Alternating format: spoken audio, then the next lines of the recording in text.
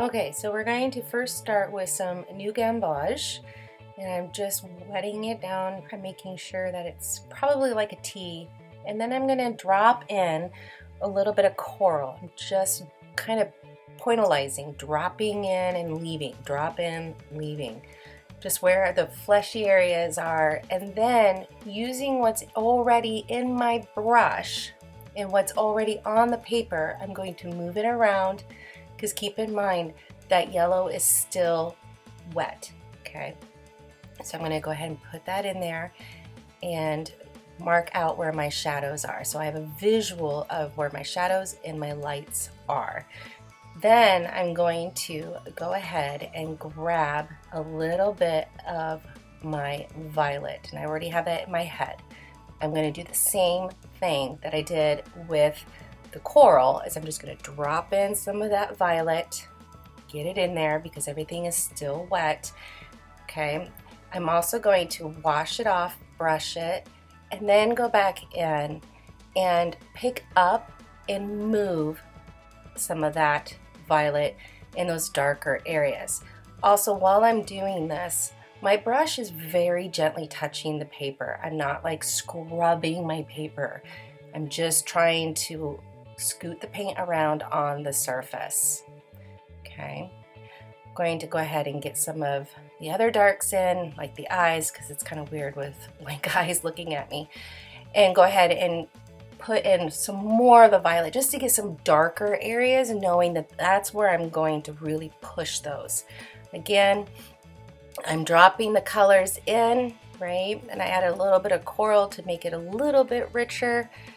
Again, just to see, but I'm using primarily what's in my brush. I'm not going and grabbing more paint, okay? I'm just pushing things around. And then I'm going to clear off my brush on my towel, and I'm going to pretty much push the paint around with a semi-dry brush. Remember, your brush is like a sponge. It soaks up whatever's on the paper if there isn't any water already in the brush. I hope that makes sense.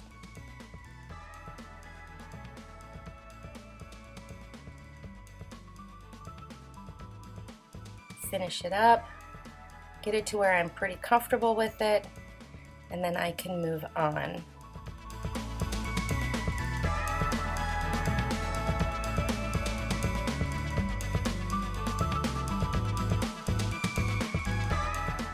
Here it is again, a little bit faster. This one I'm still using the new gamboge and the coral, but this time I put the new gamboge down and then I fill up the whole face with the coral, and then I take my phthalo blue to lay out where those shadows go.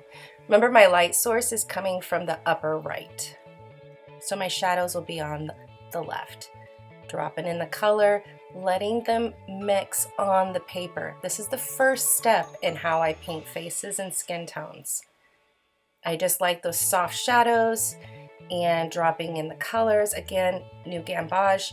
The reason is that in my mind, this face is more of an olive tone, which is more of my tone, my personal tone, which olive tone would have more of the yellows before you start getting in with the reds and the blues. So get some more of those oranges. As you can see, the dropping, it looks messy. It's okay to be messy at the beginning. There's a lot more you can do down the road, and I will show that to you. A lot of dropping color in, rinsing my brush out, drying it by just kind of scooting it on my towel, and then going in and moving things around,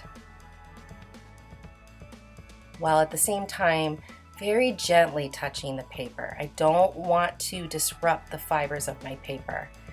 And even me sometimes get really touchy about how things look, and I have to remember there's a lot more I can do after this dries. This is the gold, so like the quinacridone gold, quin gold. And then I'm also going to drop in my orange, or my rose. I'm using permanent rose for this one. You can see how it just gently blends together, makes very soft lines. You don't want your paper to be soaking wet, right? You don't want so much water involved, but you also want enough where it's going to move. It's a tricky balance to come up with, which is why we make all these faces and we just play.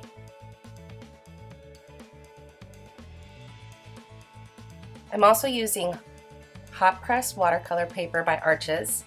I like the hot press, which we haven't really played a lot on, because it does soak up the paint a lot faster than a cold press would.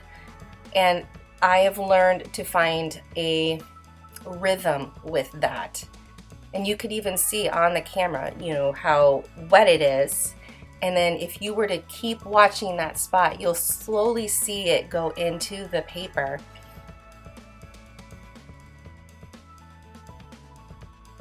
And that kind of denotes to you how much water I'm putting in. See, even there, just too much, so it's moving around.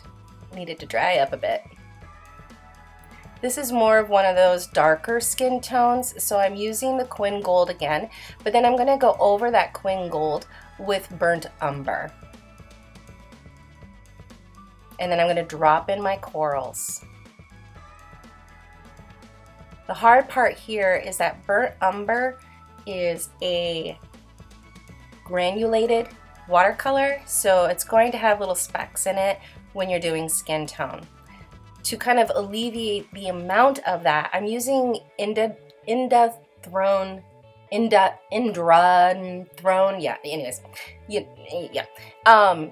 But it's like ultramarine, but it doesn't have the granulation, so it gives me a little less. And as my daughter puts it, she looks mean, Mom. Well, she doesn't in the end. Just happens to be where the color's laid. She's not mean, she's powerful. We'll go with that. Darker skin tones can be a bit of a challenge. I do still struggle with those and finding the best palette.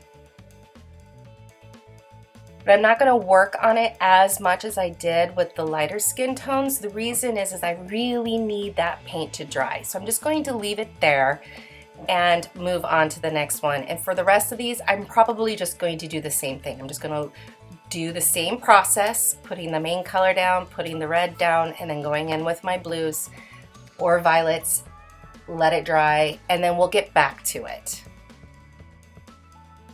Because this is just the first step. This is not, you know, one and done. It takes glazing and time. And with watercolor, yeah, you gotta give it a little bit of time to dry.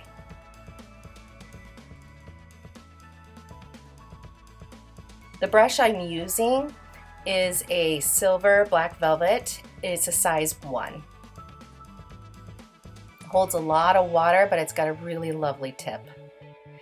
Yeah, that thing happened because of my children.